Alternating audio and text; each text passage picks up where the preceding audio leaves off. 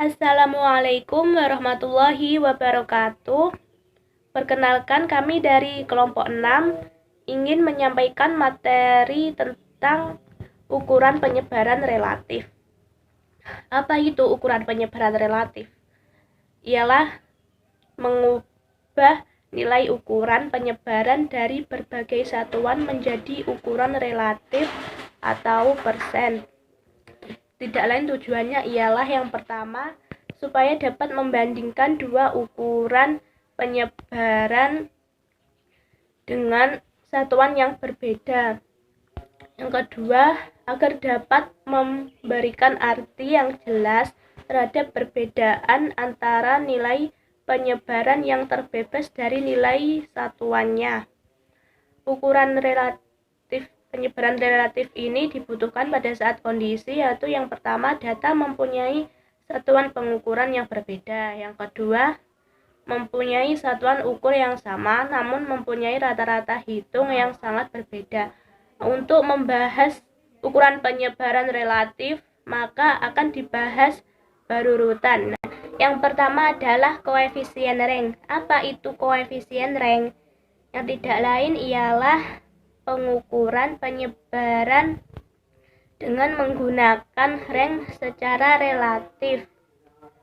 Koefisien rank dirumuskan sebagai berikut. KR sama dengan LA dikurangi LB per LA ditambah LB kali 100%, di mana KR koefisien rank dalam persen, LA batas atas data atau kelas tertinggi, LB batas bawah data atau kelas terendah.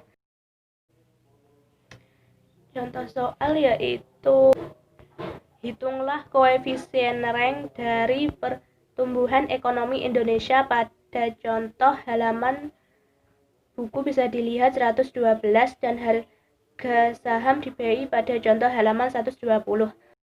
Penyelesaian koefisien rank pertumbuhan ekonomi Indonesia.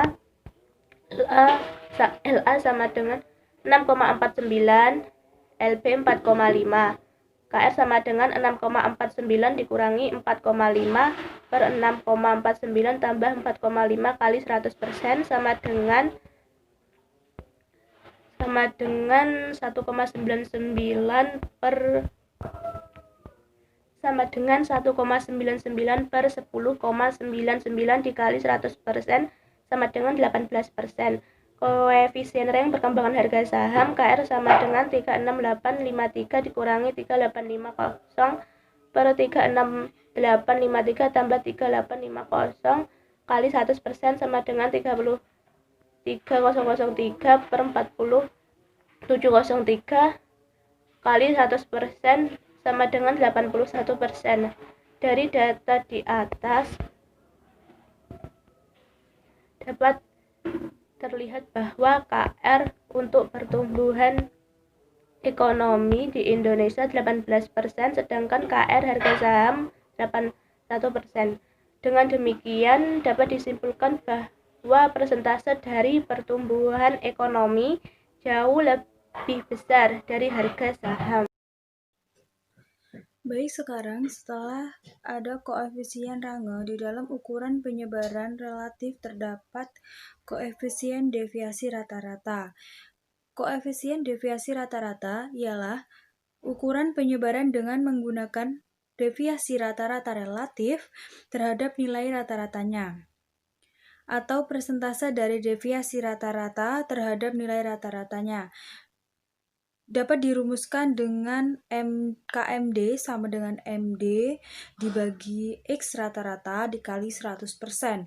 Di mana keterangannya di sini KMD dilambangkan sebagai koefisien deviasi rata-rata dalam bentuk persen. Kemudian MD merupakan deviasi rata-rata dan X rata-rata merupakan nilai rata-rata dari sebuah data tersebut. Kemudian contohnya, di situ terdapat pertumbuhan ekonomi negara maju dari tahun 2002 sampai 2012. Kemudian dari situ kita bisa mencari X rata-rata atau nilai rata-ratanya dari sebuah data tersebut, kemudian MD, koefisien deviasi rata-ratanya.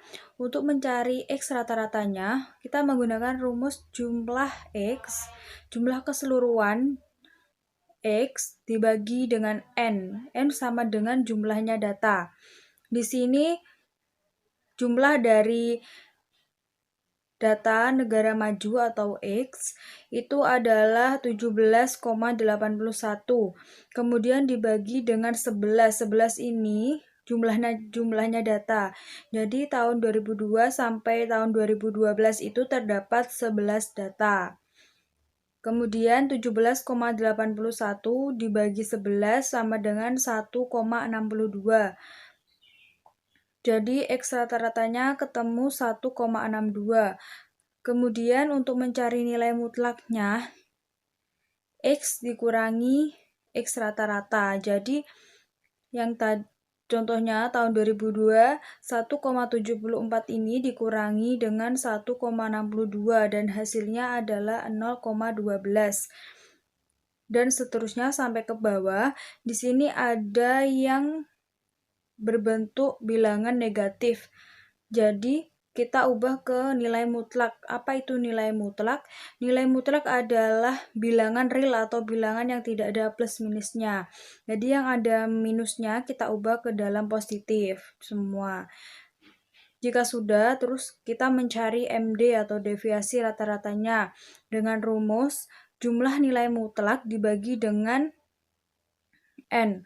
Jadi 14,01 dibagi 11 sama dengan 1,27. Lanjut. Kemudian dari situ kita bisa menghitung koefisien deviasi rata-ratanya.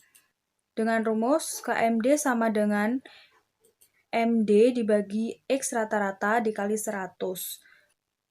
Sama dengan kita tinggal masukkan datanya yang tadi, 1,27 dibagi 1,62 dikali 100%, dan hasilnya adalah 0,78%.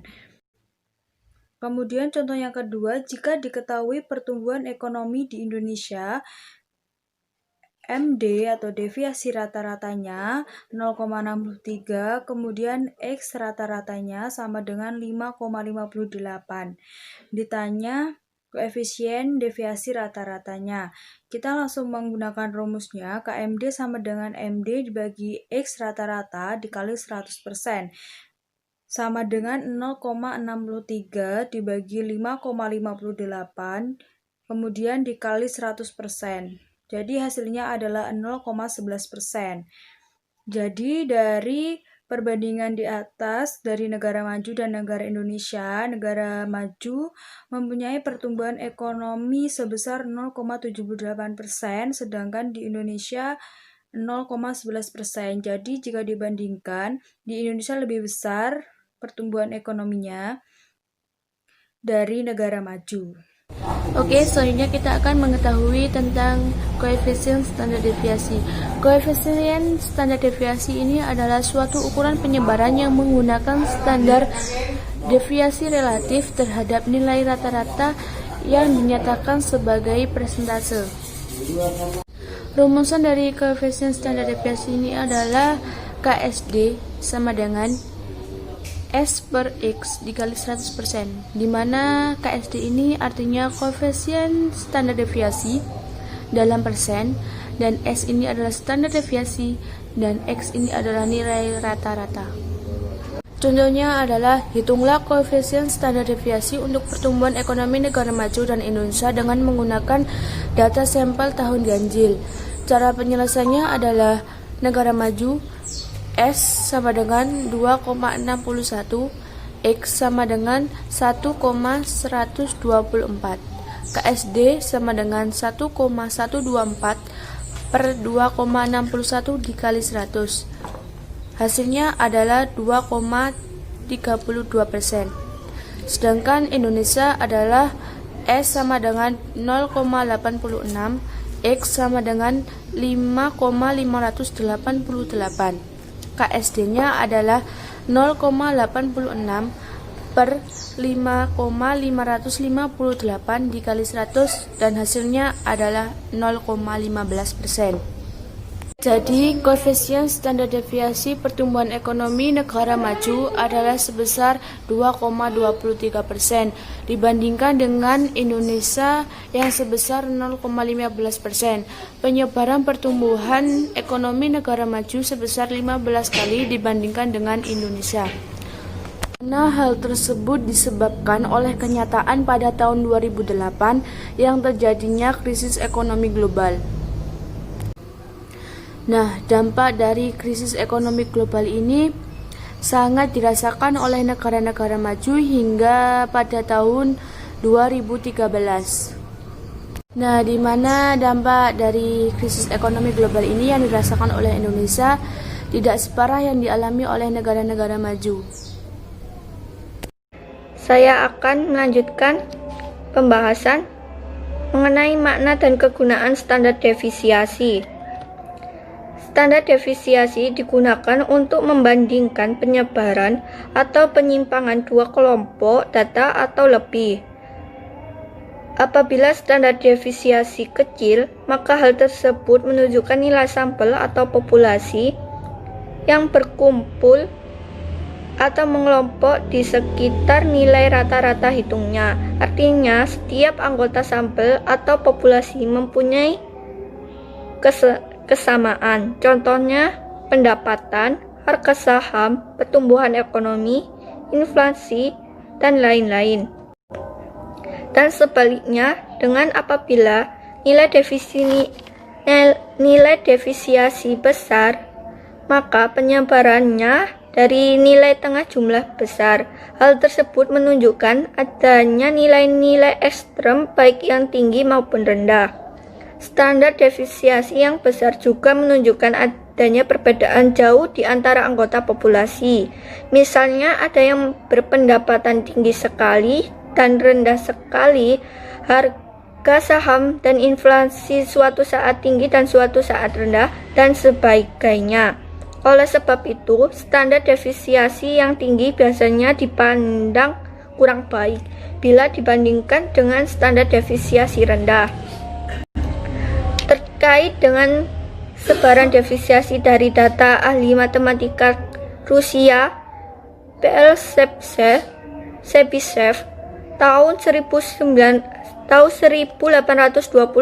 sampai 1894, dan dalam Land, Marshall and Mason tahun 2002 mengembangkan teorema yang memudahkan untuk menentukan proporsi minimal dari nilai-nilai yang terletak dalam standar deviasi tertentu dari rata-rata hitungnya.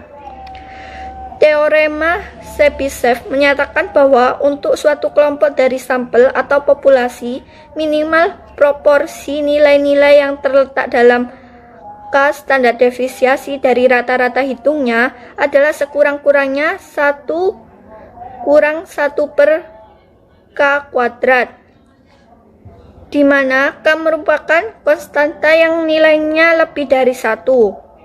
Contoh, dari data berkelompok rata-rata hitung sama dengan 490,7 standar deviasi sama dengan 144,7 dan kisaran harga saham antara 160 sampai 878. Yang ditanyakan adalah hitunglah berapa jumlah perusahaan yang berada pada kisaran harga saham antara 201,3 sampai 780,1 dan akan diambil 50% perusahaan sebagai contoh audit, maka berapa kisaran harga saham? Penyelesaiannya, kisaran harga 201,3 sampai 780,1 sama dengan 490,7 kurang dari atau lebih dari 2 kali 144,7. Yang kisaran harga 780,1 sama dengan 490,7 ditambah 2 kali 144,7 sama dengan 490,7 ditambah 289,4 sama dengan 781,1. Yang kedua, 201,3 sama dengan 490,7 dikurangi 2 kali 144,7 sama dengan 490,7 dikurangi 289,4 sama dengan 201,3. Jadi nilai K sama dengan 2, sehingga 1/1 banding K kuadrat sama dengan 1/2 kuadrat sama dengan 1/1/4 sama dengan 3/4 sama dengan 75%. Teorema Chebyshev. 1/1 banding K kuadrat sama dengan 50%. 1 dikurangi 1/K kuadrat sama dengan 0,5. 1/K kuadrat sama dengan 1 dikurangi 0,5. 1/K kuadrat sama dengan 0,5. K kuadrat sama dengan 1 dibagi 0,5 sama dengan 2. K sama dengan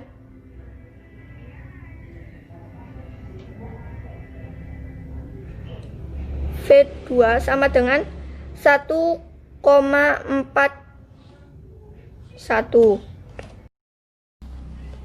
Makna kisaran harga saham. X lebih dari atau kurang dari X kali S. X lebih dari atau plus lebih dari atau kurang dari 1,41 kali S sama dengan 490,7 lebih dari atau kurang dari 1,41 kali 1,41 sama dengan 490,7 ditambah 204,03 sama dengan 694,73 sama dengan 490,7 dikurangi 204,303 sama dengan 286,67. Antara 286,67 dikurangi 694,73, jadi ada 75% perusahaan yang berada pada kisaran antara X lebih dari atau kurang dari 2 second, 490,7 lebih dari atau kurang dari 2 kali 144,7. Apabila jumlah perusahaan dagang harga saham pilihan ada 20, maka jumlah perusahaan yang berada kisaran ini adalah 0,75 kali 20 sama dengan 15 perusahaan. Diasumsikan bahwa kurva distribusi frekuensi untuk 20 harga saham pilihan di BEI berbentuk kurva normal dengan rata-rata hitung harga saham sama dengan 460,7 dan standar deviasi 144,7 dengan menggunakan hukum empiris. Hitunglah 68% perusahaan berada pada kisaran harga saham berapa? Kedua, untuk semua perusahaan berapa kisaran harga sahamnya? Penyelesaiannya yang pertama adalah 68% perusahaan berada pada kisaran X lebih dari atau kurang dari 1 second sama dengan 490,7 lebih dari atau kurang dari 1 kali 144,7 sama dengan 490,7 ditambah 1 kali 144,7 sama dengan 490,7 ditambah 110 144,7 sama dengan 635,4